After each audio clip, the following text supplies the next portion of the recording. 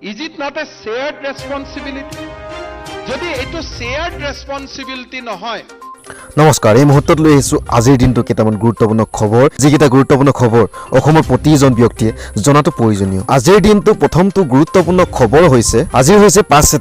ছেপ্টেম্বৰ শিক্ষক দিৱস দিনাই শিক্ষকে শেষ কৰিলে নিজৰ জীৱন এই মুহূৰ্তত লৈ আহিছো আপোনালোকৰ কাৰণে প্ৰথমটো গুৰুত্বপূৰ্ণ খবৰ হৈছে আজিৰ দিনটোতে শিক্ষকে নিজৰ জীৱন ত্যাগ দিলে এই ঘটনা সংঘটিত হৈছে শিক্ষামন্ত্ৰীৰ সমষ্টি ধেমাজিৰ বৰদলনি শিক্ষাখণ্ডৰ অধীনত 503 নং আউনি আউটি কবৈত্য নিম্ন বুনিয়াদী বিদ্যালয় সহকাৰী শিক্ষক ৰাজেন বনিয়াৰ আত্মহত্যাৰ ঘটনাৰ চাঞ্চল্য সৃষ্টি কৰিছে জানিবলৈ পৰা মতে দীৰ্ঘদিন ধৰি বিনা বেতনেৰে শিক্ষাদান কৰি আহিছিল শিক্ষকগৰাকীয়ে ঘটনা অনুসৰি অপাৰেক্ষিক অৱস্থাৰ পৰা দীৰ্ঘদিন ধৰি বিদ্যালয়খনৰ মধ্য ইংৰাজী শাখাত সহকাৰী শিক্ষক হিচাপে কৰ্মত আছিল বুনিয়া 2013 চনৰ শিক্ষা বিভাগৰ চামিলকৰণ নীতি অনুসৰি 503 নং আউনি আউটি কবৈত্য নিম্ন বুনিয়াদী বিদ্যালয়ৰ লগত চামিল হয় মন কৰিবলগীয়া যে তেওঁ শিক্ষক প্ৰাদেশিকৰণ প্ৰক্ৰিয়াত নোহোমোৱাত ভাগি পৰে শিক্ষকজনে এই হতাশাৰ ফলতে শিক্ষকজনে চৰম সিদ্ধান্ত লোৱা বুলি অভিযোগ উঠিছে আৰু আনফালে আজিৰ দিনটো দ্বিতীয়টো গুৰুত্বপূৰ্ণ খবৰ হৈছে আজিৰ হৈছে শিক্ষক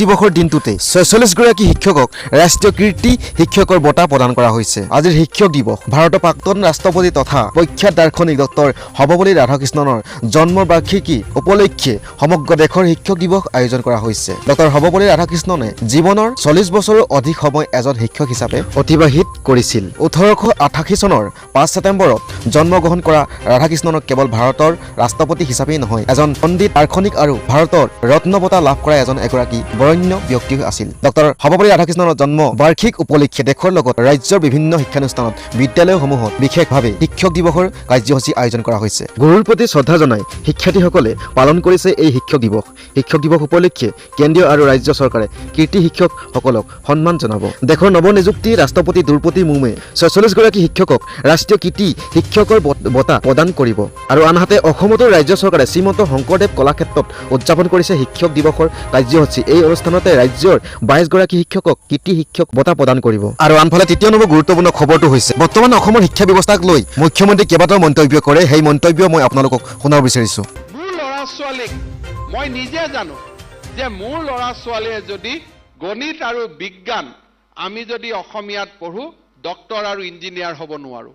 মই সাহিত্য সভাৰ সভাপতি মোৰ ল'ৰাজনক কৈছো তুমি ডন বস্কো স্কুলত পঢ়া ইংৰাজী মিডিয়ামত পঢ়া আৰু যেতিয়া কৃষকৰ ল'ৰা দেখা পাওঁ ৰিক্সা চালকৰ ল'ৰা দেখা পাওঁ ঠেলা চালকৰ ল'ৰা দেখা পাওঁ তই অসমীয়াত পঢ়িবি দেই তই মাতৃভাষাটো অসমীয়া ভাষাটো জীয়াই ৰাখিব লাগিব এইটো কি দুখীয়া মানুহৰ দায়িত্ব নেকি is it not a shared responsibility যদি এইটো শ্বেয়াৰ্ড ৰেছপন্সিবিলিটি নহয় সমাজৰ দুখীয়া মানুহখিনিৰ গাত মাতৃভাষা ৰক্ষাৰ দায়িত্ব দিম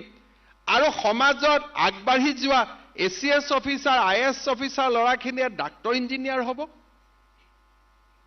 এইটোতো এটা মনোপলি হৈ গ'ল মহাত্মা গান্ধীয়ে কৈছিল এডুকেশ্যন ইজ এ ইকুৱেলাইজাৰ শিক্ষাই সমতাৰ স্থাপন কৰে কিন্তু আমাৰ এছাম ব্যক্তিয়ে শিক্ষাক অসমতাৰ মানদণ্ড হিচাপে নিৰ্মাণ কৰিব খোজে Education cannot be treated that it is a monopoly of rich, monopoly of well-to-do people. মই টিভিত গৈ গোটেই দিনটো মাতৃভাষাৰ ওপৰত বক্তব্য আগবঢ়াম যেতিয়া লাহেকৈ সুধো আপোনাৰ পৰিবাৰে ক'ত কাম কৰে শিক্ষয়িত্ৰী কৰে কোন স্কুলত কৰে মালিগাঁও স্কুলত কৰে ভৰলুঙু স্কুলত কৰে আপুনি ক'ত পঢ়ায় বিশ্ববিদ্যালয়ত পঢ়ো কটনত পঢ়ো ক'ত আহিছে টিভিত টক শ্ব' কৰিব আহিছো কিহৰ ওপৰত টক শ্ব' কৰিব আহিছো মাতৃভাষাৰ ওপৰত টক শ্ব' কৰিব আহিছো আপোনাৰ ল'ৰা ছোৱালী ক'ত পঢ়ে সেন্ট জোচেফত পঢ়ে সেন্ট পলত পঢ়ে সেন্ট মেৰিজত পঢ়ে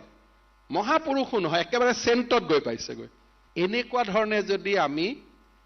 অদ্ভুত জীৱন এটাত বাস কৰোঁ আমাৰ জাতিটো আগুৱাই যাব নোৱাৰে মাতৃভাষাৰ বিদ্যালয় যদি আমি জীয়াই ৰাখিব লাগে গণিত আৰু ইংৰাজীক আমি সমসাময়িক পৃথিৱীৰ লগত সামঞ্জস্য ৰাখি আগুৱাই যাব লাগিব আৰু সাহিত্য দৰ্শন য'ৰ পৰা মানৱীয় আত্মাৰ মই অলপ আগতে কৈ গৈছিলো যে য'ত প্ৰজ্ঞা থাকিব তাত মাতৃভাষা থাকিব আৰু য'ত মাত্ৰ জ্ঞান লাগে মই কিবা এটাৰ ওপৰত মই নিজক প্ৰতিষ্ঠা কৰিব খোজো